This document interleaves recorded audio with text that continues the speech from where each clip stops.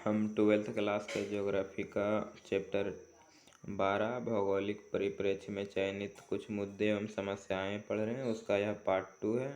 इसमें हम देखते हैं नगरों में अपशिष्ट निपटान संबंधी प्रमुख समस्याएं। तो पहला, अपशिष्ट के पृथक्करण की समस्या। तो नगरों में अभी भी सभी प्रकार के ठोस अपशिष्ट एक साथ इकट्ठे किए जाते हैं, जैसे कि धातु, सीसा, सब्जियों के छिलके, कागज आदि, जिससे इनको उचित तरीके से निपटाने में बाधा आती है। दूसरा, भराव स्थल की समस्या। तो महानगरों में कूड़ा डालने के लिए स्थान की कमी महसूस की जाने लगी है। पर्याप्त स्थान उपलब्ध नहीं है, सड़कों पर कूड़ा डाला जाता है।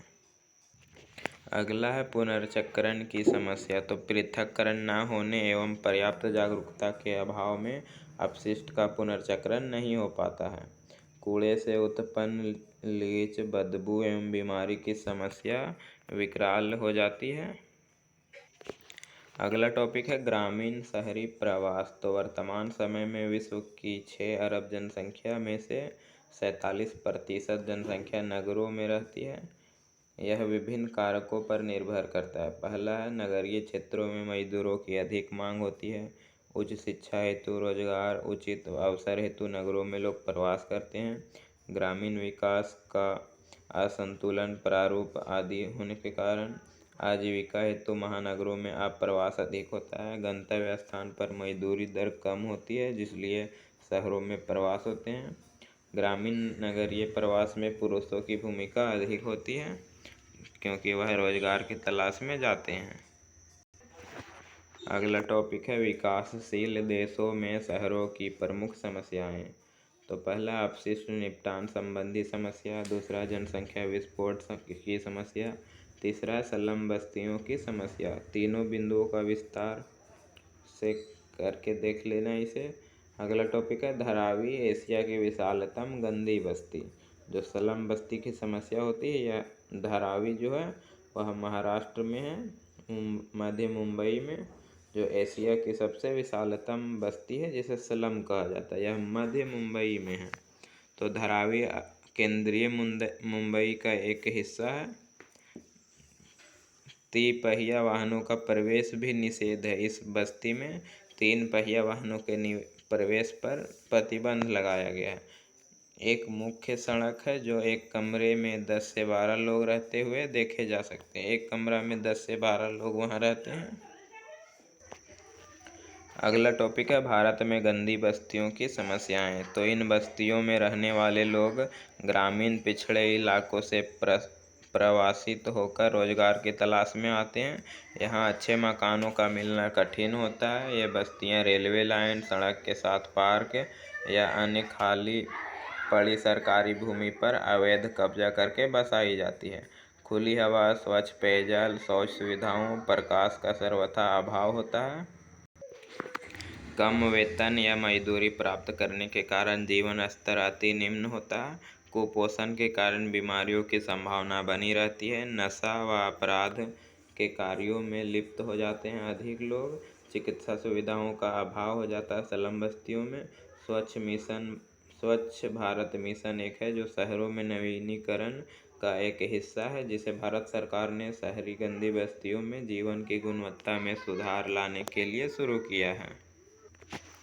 अगला टॉपिक है भू निम्नीकरण। तो भू निम्नीकरण से तात्पर्य भूमि की उत्पादकता में अल्प समय के लिए या अस्थायी रूप से कमी आ जाना भू निम्नीकरण कहलाता है। भू निम्नीकरण की समस्या के कारण कुछ प्रमुख है। पहला है अति सिंचाई। तो इसके कारण देश के उत्तरी मैदानों में लवणीय व क्षारीय क्षेत्रों में वृद्धि हो गई है। सिंचाई मृदा की संरचना को बदल देती है। इनके अतिरिक्त उर्वरक, कीटनाशी भी मृदा के प्राकृतिक, भौतिक, रासायनिक व जैविक गुणों को नष्ट करके मृदा को बेकार कर देते हैं, जिससे भू निम्नीकरण हो जाता है। दूसरा है औद्योगिक अपशिष्ट। तो उद्योगों द्वारा निकला अपशिष्ट जल को दूषित कर देता है और फिर दूषित जल से की गई सिंचाई मृदा के गुणों को नष्ट कर देती है। तीसरा है नगरीय अपशिष्ट। तो नगरों से निकला कूड़ा करकट भूमि का निम्नीकरण करता है और नगरों से निकला जलमल व अपशिष्ट के विषैले रासायनिक पदार्थ आसपास के क्षेत्रों की मृदा में मिलकर उसे प्रदूषित कर देते हैं। चौथा है चिमनियों का धुआं। तो कारखानों व अन्य स्रोतों की चिमनियों से निकलने वाली गैसीय व कनिकीय प्रदूषकों को हवा दूर तक उड़ा ले जाती है और ये प्रदूषक मृदा में मिलकर उसे प्रदूषित कर देते हैं। पांचवा, अल्प वर्षा। तो कारखानों से निकलने वाली गंधक अम्लीय वर्षा का कारण है। इससे मृदा में अम्लता बढ़ती है। कोयले की खानों, मोटर वाहनों, ताप बिजली घरों से भारी मात्रा में निकले प्रदूषण मृदा व वायु को प्रदूषित कर देते हैं। यह अम्ल वर्षा के कारण होता है। अगला टॉपिक है भू निम्नीकरण को रोकने के उपाय। तो किसान रासायनिक उर्वरकों का प्रयोग उचित मात्रा में करें, जिससे भू निम्नीकरण कम हो सकता है। नगरीय या औद्योगिक गंदे पानी को उपचारित करके पुनः उपयोग में लाया जाना चाहिए। सड़ी या गली सब्जी व फल, पशु मलमूत्र को उचित प्रौद्योगिकी द्वारा बहुमूल्य खाद्य में परिवर्तित किया जाए। बस्तियों के आसपास खुले में शौच पर प्रतिबंध लगाना चाहिए। प्लास्टिक से बनी वस्तुओं पर प्रतिबंध लगाए जाने चाहिए। कूड़ा कचरा निश्चित स्थान पर ही डाला जाए ताकि उसका यथासंभव निपटान हो सके। वृक्षारोपण को बढ़ावा दिया जाना चाहिए।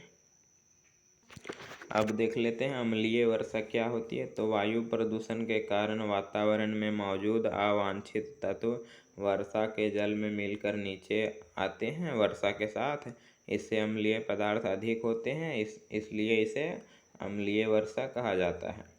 अगला है धूम्र कोहरा। तो धूम्र कोहरा क्या होता है? तो वातावरण में मौजूद धुआं और धूल के कण जब सामान्य रूप से बनने वाले कोहरे में मिल जाते हैं तो इसे धूम्र कोहरा कहते हैं। यह स्वास्थ्य के लिए बहुत नुकसानदेह होता है। यह प्रायः शहरों में पाए जाते हैं। अगला टॉपिक है भारत के जलाशयों को उद्योग किस प्रकार प्रदूषित करते हैं। तो उद्योग अनेक अवांछित उत्पाद पैदा करते हैं, जिनमें औद्योगिक कचरा, प्रदूषित अपशिष्ट जल, जहरीली गैसें, रासायनिक अवशेष, अनेक भारी वस्तुएं, धूल, धुआं आदि शामिल हैं। अधिकतर औद्योगिक कचरे को बहते जल में या झीलों आदि में विसर्जित कर दिया जाता है। परिणाम स्वरूप रासायनिक तत्व जलाशयों, नदी आदि में पहुंच जाते हैं। सर्वाधिक जल प्रदूषण उद्योग चमड़ा, लुगदी व कागज, वस्त्र तथा रसायन उद्योग के द्वारा होता है।